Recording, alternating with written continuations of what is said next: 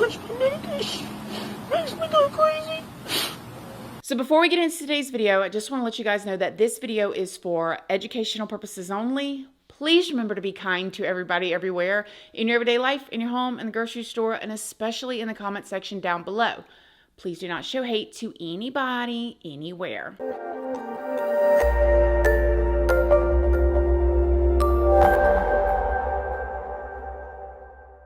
So good morning, good morning, good morning. How is everybody doing today? I hope you all are having an amazing day.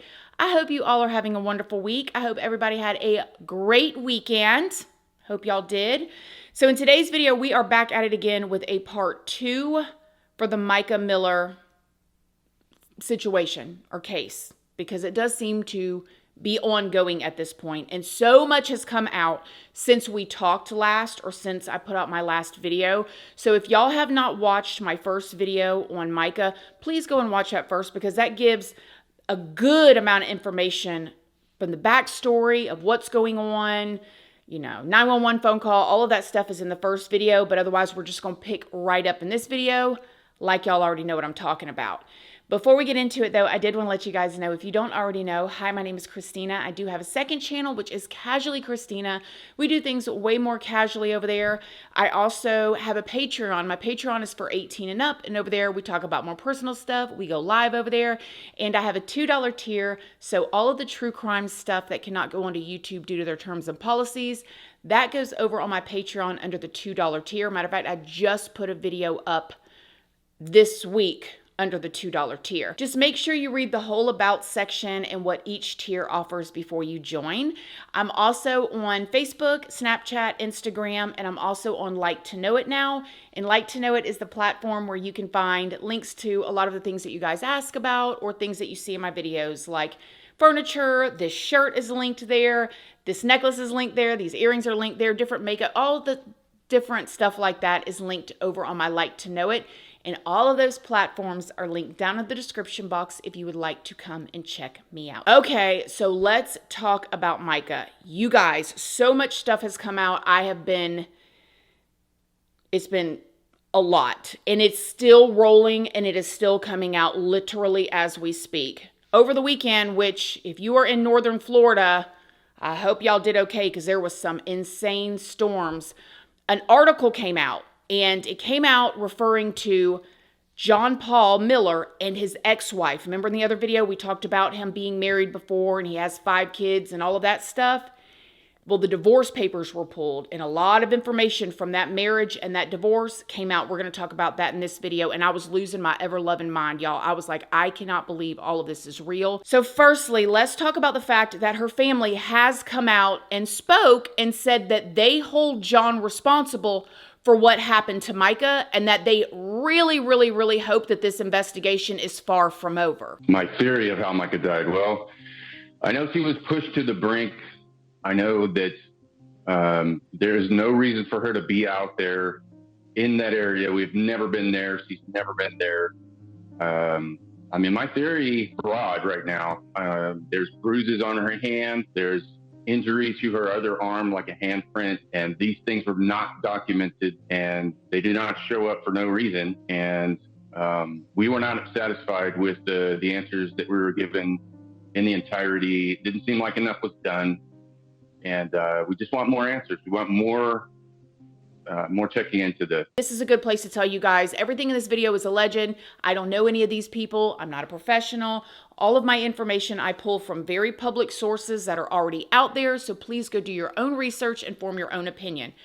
Okay, these text messages allegedly from John to Mica's family right after her passing have come out. And as you guys can see at the top of this text message, it's a group chat. So allegedly he sent this to the family, and it says, "This is what happens when you try to encourage someone to divorce the person they love and tell them they don't need medicine and that they are not ill when they are. Good job, Francis family." Can you imagine even having the to send that to a person's family, regardless of what happened? Even if everything he said was true, which I can tell y'all with everything and 10 toes down, I don't believe it. But can you even imagine sending that type of text message to somebody's family after what happened? One of her sisters responded, "F out of here. You are the reason our sister is gone." Then another family member texted and said, "It's easy to shift the blame when that's all you know how to do. No one told her not to take her meds. Get that through your thick skull. You drove her crazy, simple as that, and the surgery that you wanted set her off on this path. How dare you even contact us talking like that?" And whoever sent that text message, I am with them. How dare you even text her family saying anything like that? Also, according to Mica's father, Michael, he says that John claimed Mica was not taking her medication properly and that she needed to be hospitalized back in February of 2023. However, Michael says that Mica had just decided to take one part of her medication a day versus two, which allegedly she was allowed to do by her doctor. She didn't just stop taking her medication altogether. Michael, Mica's father, also says that John allegedly got Mica to go to the hospital by showing her this document that would give her family power of attorney over her medical care instead of him. But that document never ended up being filed. So what it sounds like is that in order to have her involuntarily committed to the hospital, allegedly, he tricked her. If y'all watch the other video, once she was admitted into the hospital, again, involuntarily, that's when he was able to go and collect her belongings. He went and got her car, he got her purse, he got her cell phone, and was able to do whatever he wanted to with it, and allegedly delete all of the stuff that she had been recording and keeping and all of the evidence that she had against him. Mica had been gathering information to help with her divorce for quite a while previous to her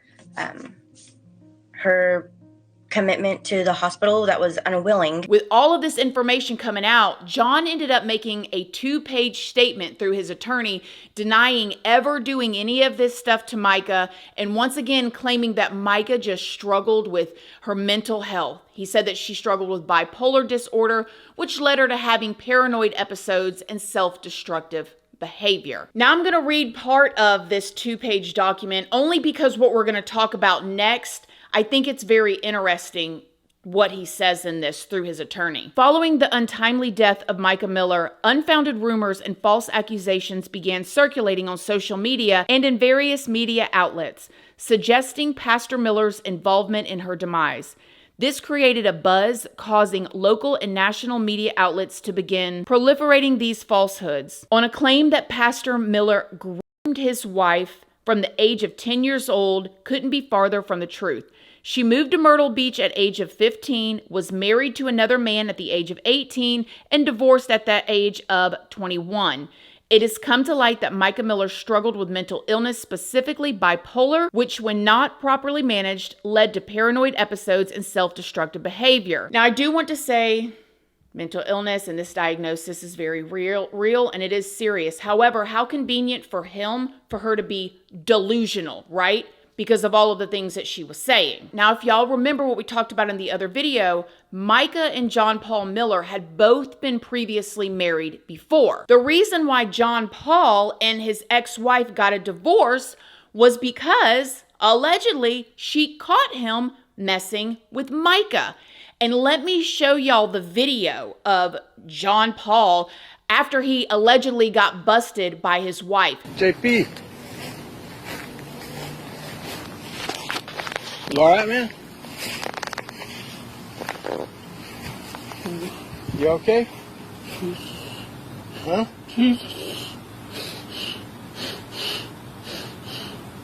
You okay? What's the matter? Huh? What's the matter?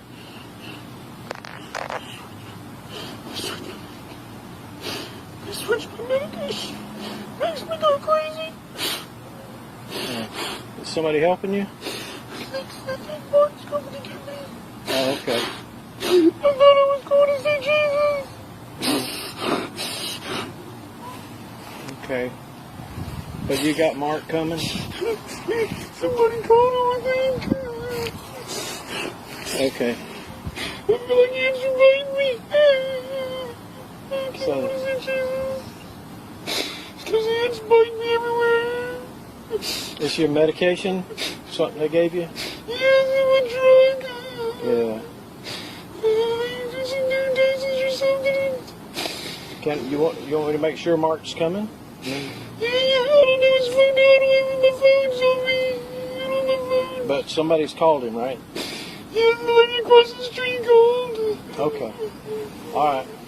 But that's not all. Divorce papers between John Paul and his ex-wife have recently surfaced, and John's ex-wife accused him of allegedly committing SAs with people under the age of 16 and also having an addiction to S workers. She said that John allegedly started to have his affair with Mica when Mica was their babysitter. And I want y'all to think about this. When I was reading this weekend, talk about, as a wife, the ultimate betrayal. This woman has multiple children with this man, okay? He has wooed her. We all know that John Paul is like a sweet talker, right? Because we see him in his congregation, just talking himself up, how tall and handsome and charming he is. He's with this woman who already knows all these other things that we just talked about, like with the addiction and the other stuff, right? They have a babysitter who they have hired to come in and help with the children, who is another young woman from the church who is married to another young man, Mica and her then husband. She's there probably playing with the kids. I could only assume that the children love her. We see all of these photos of Mica with children from all over the world. We know she had a gentle spirit. I can just imagine in my mind, these kids love Mica. And then I envision the way that John Paul is, and this is just all my theory, there's no facts to this, him being in the house with her and him giving her those looks. And he's the pastor. Like, he's the one that everybody in the church thinks is the rising person or the leader or the strength. And he's giving her that special attention. And the wife has no idea. It was said that John actually made her husband, Mica's husband at the time, his best friend. So they were always hanging out together. Like, he was plotting this, allegedly. John had even officiated their wedding and was present when Mica was proposed to by this other guy. Y'all watch this video. I love you.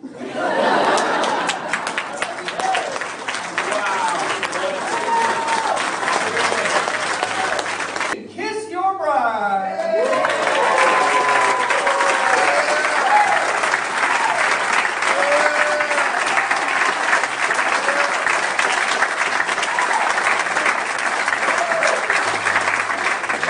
In these divorce papers, John's ex-wife alleged that when the church found out about John's acts with people under that age that we talked about, they asked John to seek counseling for his addictions.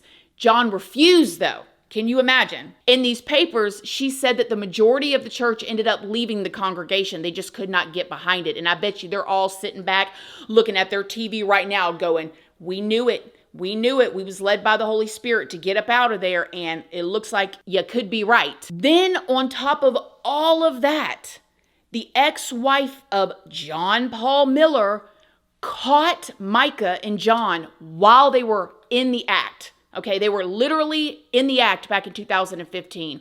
I cannot imagine her, like, the shattering, right? The absolute devastation of that. So she went and filed for a divorce, rightfully so. And I know she's looking at everything right now going, whoa. So when John and his ex-wife went to go and sign their final divorce agreement, the judge had ruled that John had to pay $1,200 a month in child support and $1,100 a month in alimony. But allegedly, John only ended up making one payment before saying that he could not afford to pay anymore. But it was also said in these documents that John had just bought a brand new boat. He bought a motorcycle, and he ended up buying a golf cart. Recently, when John's ex-wife was approached by reporters, she said that she was trying to just lay low for protection of her children, and I have so much respect for her for that. In another article that has since come out, John allegedly admitted to posting a topless photo of Mica on Facebook literally just weeks before she passed away. Walk away. I'll show you the pictures. Do you want to go to jail? They'll be on Facebook in a few hours. Alrighty, you'll be in jail in a few hours. Allegedly.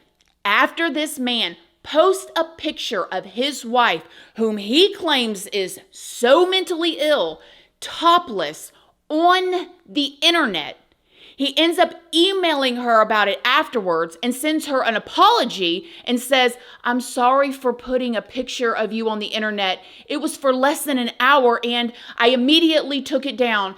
I was hurt that you're telling everyone horrible, intimate details of my past sin, and I just wanted to try to hurt you. Please forgive me. It was evil of me to do that." Mica did end up contacting the Myrtle Beach Police Department on April 8th after seeing this picture of herself go up on Facebook. She told them that John posted the picture to a group called Big Bass and Nice Curves, and even tagged an old account for Mica, which she could not access anymore in order to untag herself, delete it, report it, or any of that. And Mica said that she sent the picture to John 6 months prior from that, and that he was the only person that she sent that picture to. The officers, on the other hand, ended up telling her that because her nipples were blurred out, that the picture didn't meet the South Carolina code of law for nudity.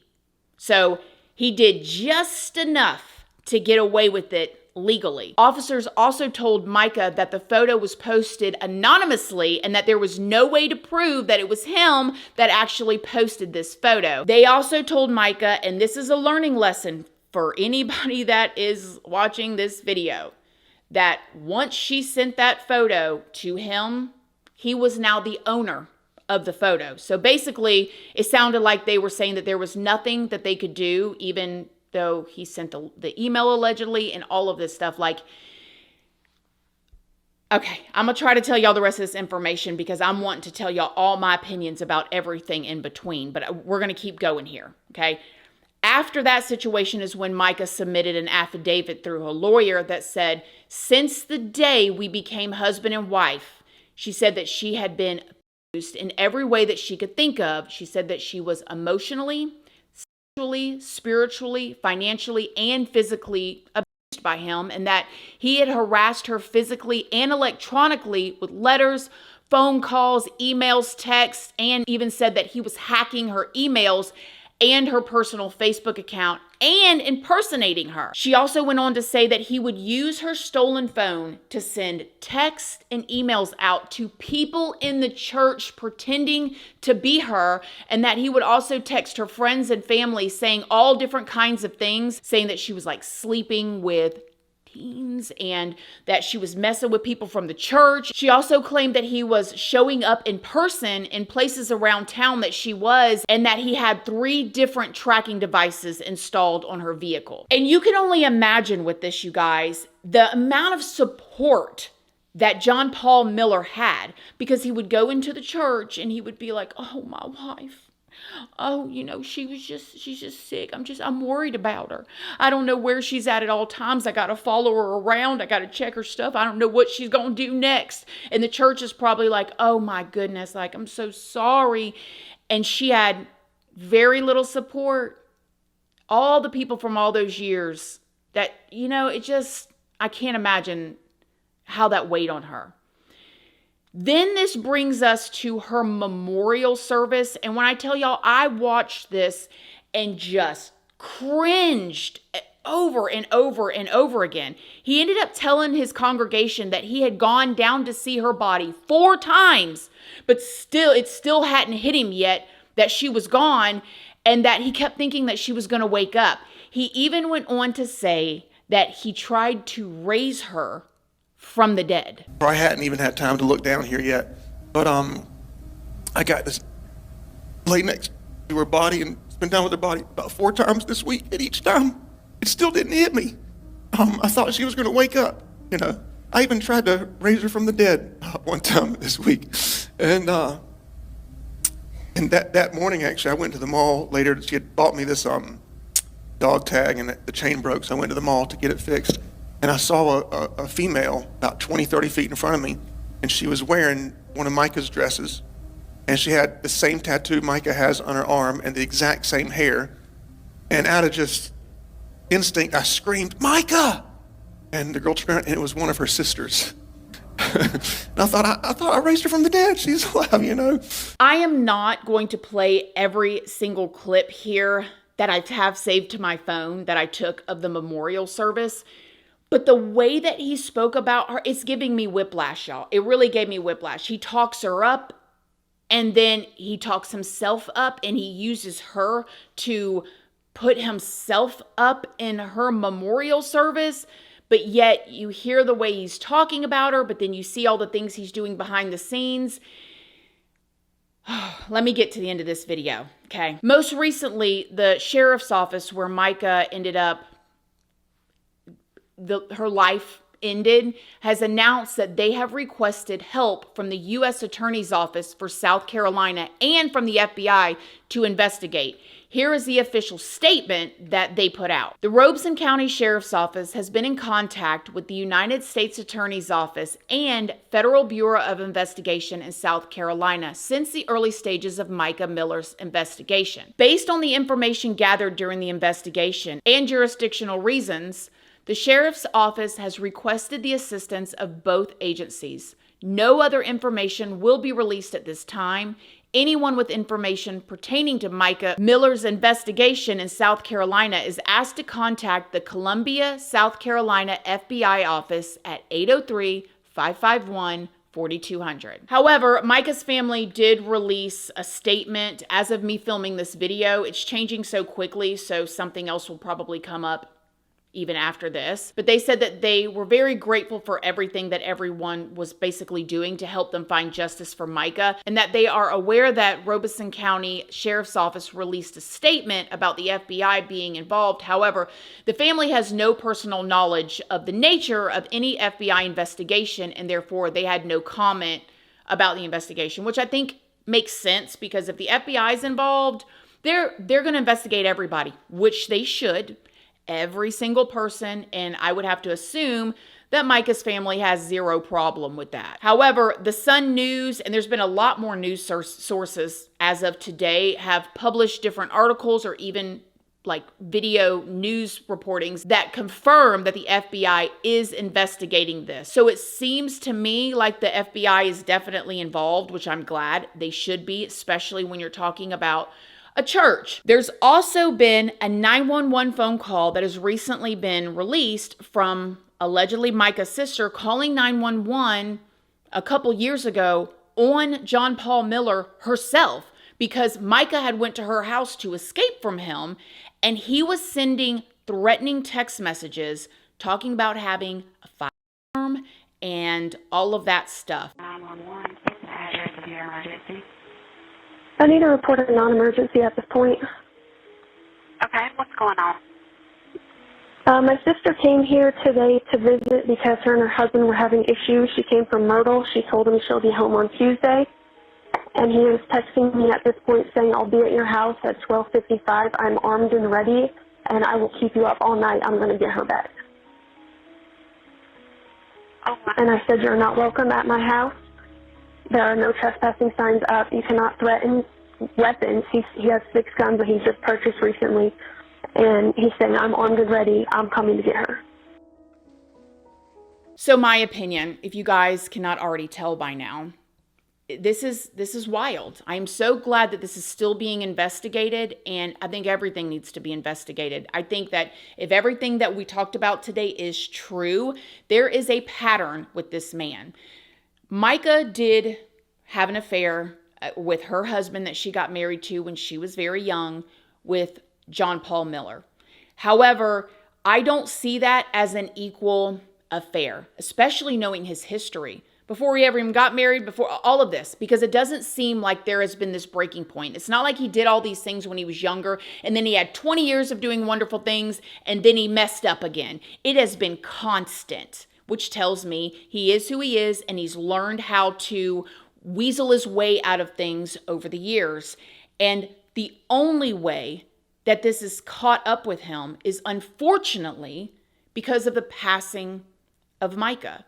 It seemed like it took something this big in order for this man to be slowed down or stopped. We'll see what happens. I do believe Mica was groomed. Whether she was 15 or 18 or 19 or 20. The power dynamic between her being the babysitter and him being the pastor is just so unequally yoked. And if you've ever been around what seemingly this type of person is, that I believe that John Paul Miller is, they're the type of people, if they cannot control you, they will destroy you one way or another. Whether it be your reputation, whether it be whatever, they will destroy you if they cannot keep you or at least control you. They will try to control the narrative. I'm going to continue to follow this case. I really hope, and I am praying, seriously praying, that Mica's family stays strong in this and they don't take their foot off of the gas, because this is so much bigger than just a controlling husband, in my opinion. This is big. This is somebody that was a leader in the community. There's no telling what else has been going on. Other than that, I love you guys, and I will see y'all soon in the next video. Love you guys. Bye.